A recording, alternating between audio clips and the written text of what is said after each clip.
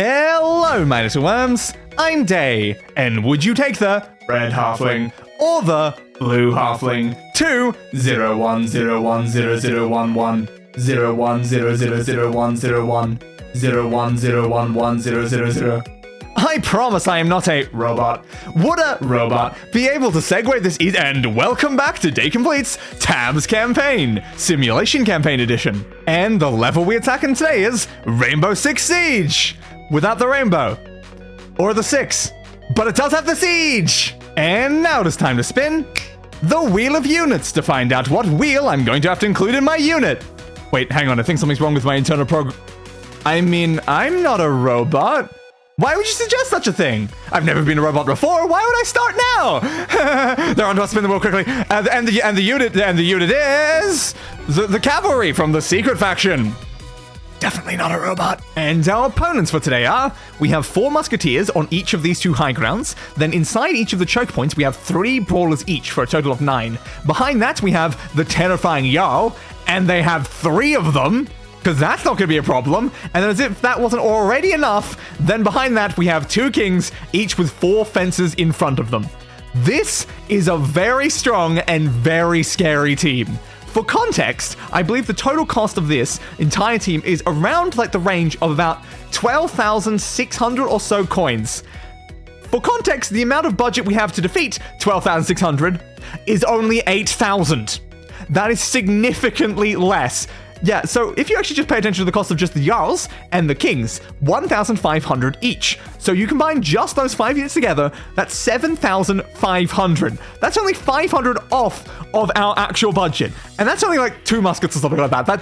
This is very, very tough. So, I have spent a very long time considering strategies to try to beat this level. It might even be part of the reason why this is going up on Monday instead of the last Friday, because I was already started recording this on like the Thursday, but it did not make Friday because of how long I had to actually spend trying to debate strategies.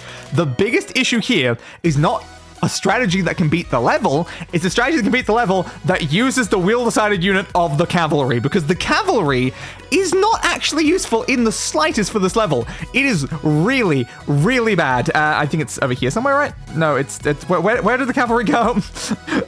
I'm keeping this bit in because I have lost this there it is. I have lost that cavalry so many times while testing. So if I just throw down the cavalry, you can see very quickly, it just gets shot. And then the guy gets shot. So by itself, the cavalry does literally nothing. The cavalry is just useless. So effectively, the cavalry is just taking an additional almost 2,000 of our already limited budget to do nothing. To literally do nothing. Which is not ideal for trying to beat this level. It's really not great. But I do have a plan that can win with the cavalry present. But first, I want to show you some of the other more stupid strategies I came up with that don't involve the cavalry. So the first strategy is what I like to call CLAMS. It is 4 clams with a whole bunch of cheerleaders behind it, a banner bearer to keep them in place where they currently are down here, and then 2 samurai to deflect any shots that come towards them. So if we have a look at what this strategy can do, oops, it was already playing. I forgot that I'd already had it playing. It was just paused. So if we need to actually wait for them to get down first because they're not actually in range because of how this sort of works. But we're trying to get them away from where the muskets are. Actually, the muskets actually walk straight off the edge, like sometimes on there, which is really useful. But the second they get in range of the clams, they are suddenly under this giant onslaught of just infinite clams. It lags the hell out of the game, but there's like nothing they can do about this. Like sometimes the Jarls can get through, like they did there, which is actually really bad because now this probably will lose. But like there's actually a very good chance this team wins because a lot of times the units just literally can't make it. Because if they don't get to the clams, they can't stop more clams from being spawned. So sometimes like when you don't get that situation where the Jarl just kills everything in one burst, those onslaught of like infinite clams can do so much work. I did remember one tiny little aspect of the strategy. Normally I put like some halflings something up there, just like waste the shots of those muskets so they don't do anything before they come down, because it's kind of important that they don't shoot the clams, because that's the reason why the samurai are here, because originally they kept shooting the clams and that was really not great, honestly. The second the clam was shot, it's like, oh, we're just screwed. Technically, this is the version 1 of this strategy. There is a second version of this that used a different unit that was distracting them from getting to the clams, but there's just so many clams. They managed to make it again. Damn. I must be doing something slightly differently in my original version of the strategy, because I don't remember them ever getting this low down. I think the Jarls died like here, so there's something that I've done differently during this like test one versus like when I actually was making the strategy work. But yeah, it seems like it's not working super great now, but that was the first of my more interesting strategies. Now, the next one is pretty similar. I wonder if you'll notice the slight thing that might be the same as what I just showed you. So strategy 2 is pretty similar to the first strategy, except we change out the clams for instead Tempest Liches. And once you have Tempest Liches in this sort of situation, instead what happens, come on guys, hurry up, hurry up. It's one issue with this is that they always take so long to actually get down here. I really should pause it like at a slightly better moment. But yes, when you have Tempest Liches with all of the cheerleaders, you just create like infinite lightning clouds, and it makes it really hard for the enemies to actually get down here. Now the others, of course, they are immune to damage while they're glowing red, which is the slight problem here, but that does run out before they make it down. Hopefully, there we go. And then the lightning can just finish basically everyone. But let's quickly stop that so I don't actually complete the level. Yeah, so that is another way that I've considered very, very useful, but again, doesn't use the cavalry. And then thirdly, we have double Hwachas. Now, the important thing about Hwachas is that they don't actually have to wait. They can fire, like, literally from the start. They are, like, slightly out of their range. They don't really, like, immediately hit anyone. But when you've got this many cheerleaders, they just fire and fire and fire and fire. And there's just, like, nothing that enemy units can really do about it. Like, of course, the Jarls, again, they can survive through their enrage ability. But the second that runs out, they're gone. And then, like, the Kings, they're not going to make it. Just everyone gets wiped out by that giant Hwacha army there. But the important thing here is we're not using the cavalry, and I wanted to beat this level not using cheerleaders. That was a very important thing for me. I was like, I don't want to like just use cheerleaders. Cheerleaders are like one of the best units in this game because they make everything fire so quickly. But I didn't want to use cheerleaders. And the reason why I'm saying that now is because we're already on the strategy that's closest to the actual intended strategy. So the intended strategy that I came up with that can actually do it without cheerleaders uses the same sort of current setup, but with 3 Hwachas here. Then we're going to put down our lovely cavalry, which I can hopefully remember where it is. Nope, I've lost it again. I think if I go that way then back, no, why do I always lose where the cavalry is? There it is. Okay, finally found it. All right, so we put 1 cavalry here. We still have the 2 halflings up there. That's important to the strategy. And then the other unit that I mentioned was important to the CLAMS strategy that is still in this one is, which one is it in? That one, yep. It is the Snake Archer. I believe I also was actually using a samurai, but for now, the importance is we put 4 Snake Archers on there. And I guess that leaves us with like just enough to afford like a samurai, right? Yeah, I think so. So we go into here, we grab ourselves a samurai, and we put the samurai at the front there. So samurai, can we afford 2? We can. Okay, so we'll just put 2 samurai there because we, might as well. There's no real reason for us to only put 1 samurai if we can put a second samurai. But yeah, so the samurai should hopefully deflect any musket shots because the one issue when you're not using cheerleaders, you're not firing as quickly. So we can't destroy as easily as I just showed the Hwacha doing. So we kind of need them there to hopefully make sure the Hwacha don't get shot by the muskets. And the important thing about the Snake Archers, they're going to distract the enemy units as much as possible to give the Hwachas more time to hit them. And again, the cavalry is here. It's not really that useful. It's still kind of useless, but it's present. And if it's present, that means I've achieved what the wheel asked of me. And at long last, it is finally time to let this battle commence.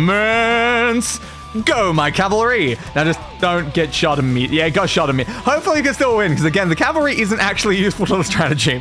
Unfortunately, this is one of the times that I think the wheel was maybe slightly off the ball of what we actually needed here. So our Hwachas are coming through. It's activating his enrage, so we need to hopefully like have his enrage run out before he gets that Snake Archer, but unfortunately it did not happen there. Have we activated the next enrage on that guy? Ooh, he fell straight off the edge. Okay, that's really good for us. To take him out, the Kings are coming down now.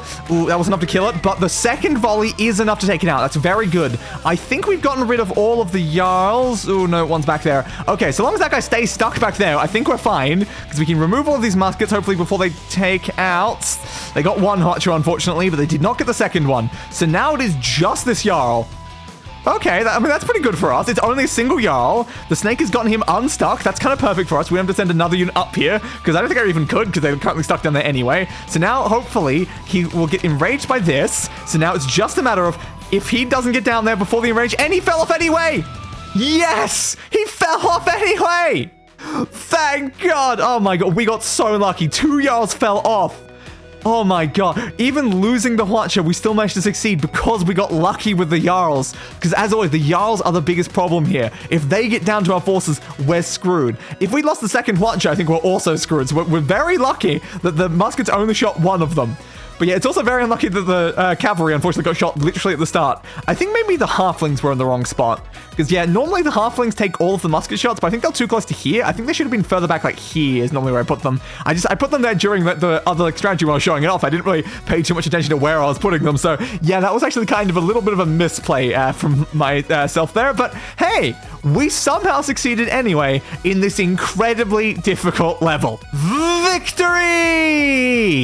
I am so glad that we finally succeeded at this incredibly difficult level. Although I didn't really show off how actually hard this level is in that video there, because I mostly showed us the strategies that I had already tested before and kind of knew would work. For example of how bad other units sort of go. Here's a clip of me trying it with some Reapers that really did not go great. So yeah, the Reapers do not stand a chance at this level. I mean, I've tried several times with the Reapers, and there was, I think, at least one time they did actually do, pretty decent and, win. But again, I don't really like using, all just, one unit, especially one of the more powerful ones, like Reapers and, cheerleaders and, ballistas, stuff like that. I like building, a more interesting strategy around things. They'll have, more unique interactions. Just using, the same strong unit over and over again is, I think, kind of, beside, the point of this whole, series that I'm doing here.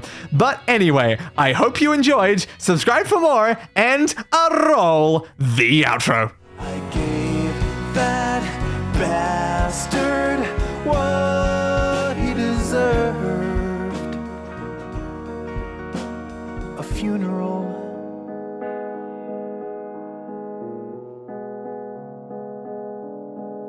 Fit for a king.